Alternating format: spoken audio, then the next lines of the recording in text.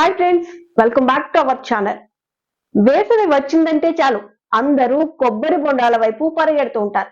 కొబ్బరి బొండాలు తీసుకోవడం ద్వారా ఒంట్లో వేడిని తగ్గించుకోవాలని చూస్తూ ఉంటారు.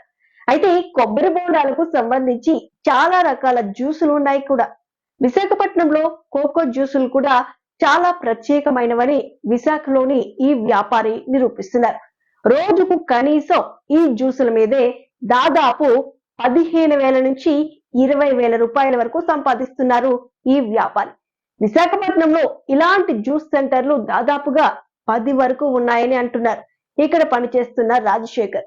విశాఖ నగరం బీచ్ రోడ్ లో రిషికొండ ఇక్కడ కనిపిస్తున్న ప్రాంతం. ఈ ప్రాంతంలోనే మనం చెప్పుకోబోతున్న కోకోనట్ జ్యూస్ తయారవుతుంది.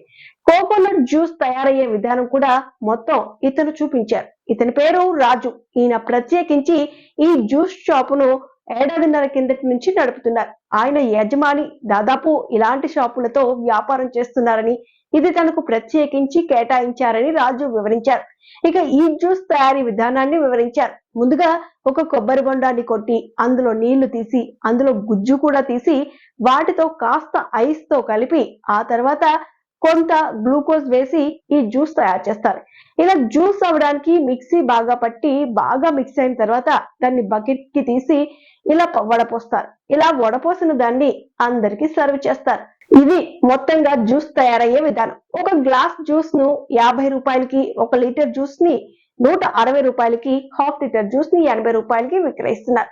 ఈ వ్యాపారులు ఉదయం 6 గంటల నుంచి రాత్రి 9 గంటల వరకు ఇక్కడ షాప్ ఉంటుందని, ప్రతిరోజు దాదాపు 500 నుంచి 600 వరకు జనం వస్తారని, పెట్టుబడి పోను తనకు రోజుకి 15,000 నుంచి 20,000 రూపాయలు వరకు ఆదాయం వస్తుందని అంటున్నారు.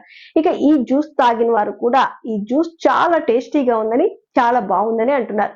సో కోకోనట్ జ్యూస్ టేస్ట్ చేయాలంటే మీరు కూడా అలా బీచ్ రోడ్ లో ఋషికొండకు వెళ్ళచ్చు.